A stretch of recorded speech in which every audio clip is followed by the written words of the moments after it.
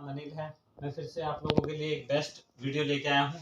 केवल mutual fund या SIP काफ़ी नहीं है, मैं आपको थोड़ा डिटेल में बताना चाहता हूँ। केवल आप ये सोचो मैंने म्यूचुअल फंड में पैसे लगा दिए, एक बार स्टार्ट कर दिया 500 रुपये, तो मैं 500 रुपये में अमीर बन जाऊँगा, तो आप ऐसा मत सोचो, कभी भी नहीं बन सकते। होगा क्या, मैं थोड़ा आपको डिटेल में बताना चाहता हूँ।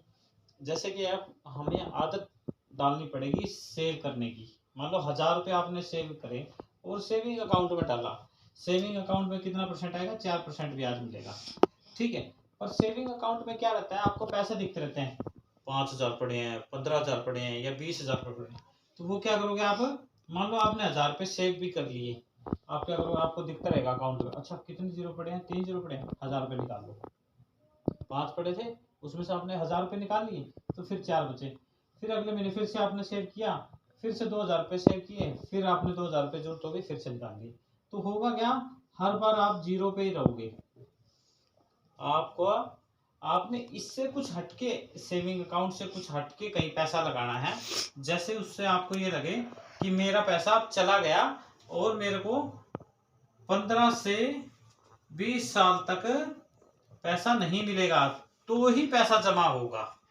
चाहे आप भी कर लो, LIC कर लो, RD कर लो, FD कर लो, कहीं भी चले जाओ आप, पर जब तक आप 15 से 20 साल पैसा नहीं दोगे गवर्नमेंट को, तो आपको पैसा नहीं मिलेगा। मान लो आपकी तनख्वाह 20,000 रुपये, मैं ज्यादा बड़ी बात नहीं बोल रहा, 20,000 रुपये बोल रहा हूँ।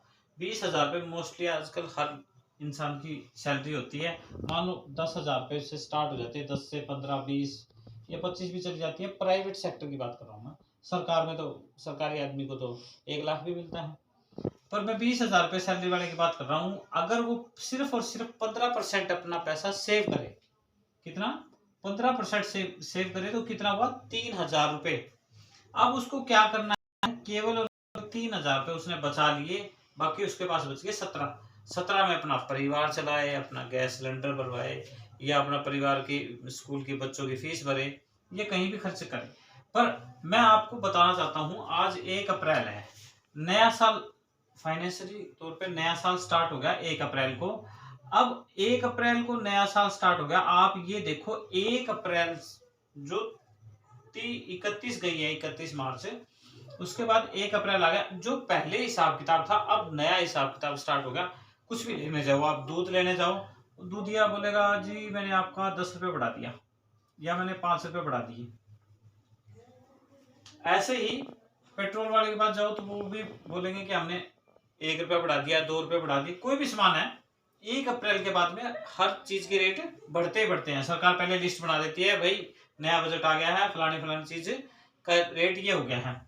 अब ये देखो कि मान लो दूध वाले ने बढ़ा दिया और परचून वाले ने बढ़ा दिया, या स्कूल फीस बढ़ गई, किसी भी चीज को लोग मान लो स्कूल फीस बढ़ा दी स्कूल वालों ने, तो आपका क्या हुआ? आपका बजट 20,000 का था, आपकी सैलरी बढ़ेगी करीब करीब 10% और खर्चा बढ़ेगा आपका 20%। और आप खर्चा करोगे, क्योंकि खर्चा तो हर साल बढ़ता है और हर साल ही बढ़ेगा, पर हम क्या खर्चे के अकॉर्डिंग सेविंग कर रहे हैं क्या? मैं बस इस बात को बताना चाहता हूं। मान लो 15% आपने इस साल पैसा बचाया, नेक्स्ट ईयर क्या करोगे आप? केवल और केवल इसके अंदर 5% प्लस करोगे। कितना किया आपने? 5% प्लस किया, तो मैं मान के चलता हूं आपने 20% पे आ गया। अगले ईयर आपने कितना? 20% जमा किया। ऐसे ही आप साल दर साल 5% अगर बढ़ते हो, तो आप काफी पैसा जमा कर पाओगे। ये नहीं है कि आपने मान लो 1000 रुपये सेव करने स्टार्ट कर लिए, अब आपने कोई पैसा ही जमा नहीं करा, बस मैंने तो 1000 रुपये सेव करने स्टार्ट कर दिया, अब मैं तो अपनी तरफ से फाइनेंशियल तौर पे फ्री होना चाहता हूँ। अरे भाई 1000 रुपये में कभी भी आप फाइनेंशियल तौर पे फ्री नहीं होगे। आपको क्या करना है, हर बार 5% अपना 5% अपना सेविंग अकाउंट में, या जहां भी आप सेव करते हो, मान लो मैं म्यूचुअल फंड के बारे में बता रहा हूं, तो हर बार 5% आपने म्यूचुअल फंड में एक्स्ट्रा पैसे डालने हैं। ना कि ये कि 1000 रुपये स्टार्ट कर दिए, अब मैं फ्री हो गया, अब मैं पैसा नहीं बढ़ाऊंगा। 5% का मतलब हुआ, मान लो अगर हम 20,000 रुपए के 5% जाते हैं तो 1,000 रुपए और एक्स्ट्रा आ गए सेविंग में, और एक्स्ट्रा आ गए। अगर 1,000 रुपए यहाँ पे डालोगे तो अगले साल से आपके पास में कितने रुपए जमा कर दिए आपने? करीब करीब 4,000 रुपए। मैं यही बताने की कोशिश करता हूँ कि ये नहीं है कि आपने जो अमाउंट स्टार्ट की उसी पे रहो। आप हर साल सिर्फ और सिर्फ 5% ही बढ़ानी है। देखो महंगाई बढ़ेगी करीब करीब 7%। मैं एक छोटी सी बात बताना चाहता हूँ। मान लो आपने आरडी में पैसा लगा दिया, एफडी में लगा दिया, या पीपीएफ में लगा दिया, कहीं भी जाओ आप, क्या होगा? ये 6% दे रहा है, ये भी 5.5% है, ये 7.1% है। आप देखो कि जो महंगाई है वो 6% से करीब करीब ऊपर की जाती है।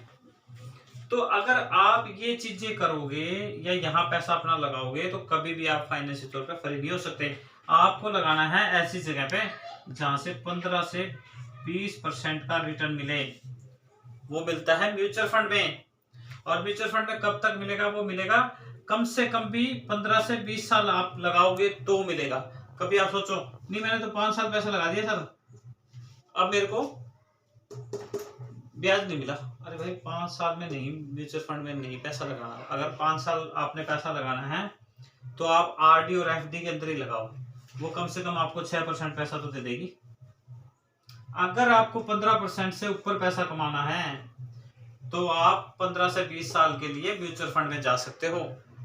और म्यूचुअल फंड में जाने के लिए आपको क्या करना पड़ेगा? एसबीआई में जाना है और बैंक मैनेजर से बोलना है कि मेरे को एसबीआई का म्यूचुअल फंड के बारे में बता दो, म्यूचुअल फंड में मेरे को पैसा लगाना है। मैं केवल और केवल आपको 3,000 रुपए की बताना चाहता हूँ। 20% का, सॉरी 20,000 रुपए का 15% है 3,000 रुपए। 3,000 रुपए मैं बता रहा हूँ कि सेव करना है आपको, म्यूचुअल फंड में लगाना है। एसआईपी स्मॉल कप में लगा सकते हो या जिस भी फंड आपको बढ़िया लगे उस कप में, फंड में आप अपना पैसा लगा सकते हो। 3,000 रुपए लगाया आपने, 18% का रिटर्न मान के चलता हूँ, 22 साल के लिए आपने पैसा लगा दिया। अब सोचोगे अब आपने बताया था 15 से 20, अरे भाई 2 साल और एक्स्ट्रा लगा दो, जितने भी 2 साल लगेंगे उतना ही पैसा आपका बढ़ेगा। केवल और केवल आपने लगाया 7,92,000 रुपए। कितने साल में? 22 साल में आपने 7,92,000 रुपए लगाया और रिटर्न की वैल्यू निकल के आएगी करीब करीब 1 करोड़ रुपए। आप कहाँ पे कितने पैसे लगा रहे हो? वो जितने पैसे लगा के देखो आप, इतना पैसा आपको नहीं मिलेगा आरडी और एफडी में। कैलकुलेटर निकालो, कैलकुलेटर मार के देखो, 18% के अकॉर्डिंग आपको करीब करीब 1 करोड़ रुपए बन जाएगा। 22 साल आपने पैसा लगाया, 3,000 रुपए मंथली। और मैं ये 3,000 रुपए बता रहा हूँ, ये हर साल 5% आपको बढ़ाना है। मान लो 3,000 की जगह पे आपने 6,000 रुपए कर दिए तो ये करीब करीब 2 करोड़ रुपए चले जाएंगे आपके। किसी भी फंड में लगाओ, एसबीआई के फंड में लगाना है आपने, जो भी फंड आपको अच्छा लगे, या जिस भी बैंक में आपका अकाउंट हो उस भी बैंक में आप अपना पैसा लगा सकते हो। उनको बोलो कि म्यूचुअल फंड में मेरे को पैसा लगाना है। नेक्स्ट म्यूचुअल फंड के बारे में मैं बताने की कोशिश करूंगा। थैंक यू एंड धन्यवाद।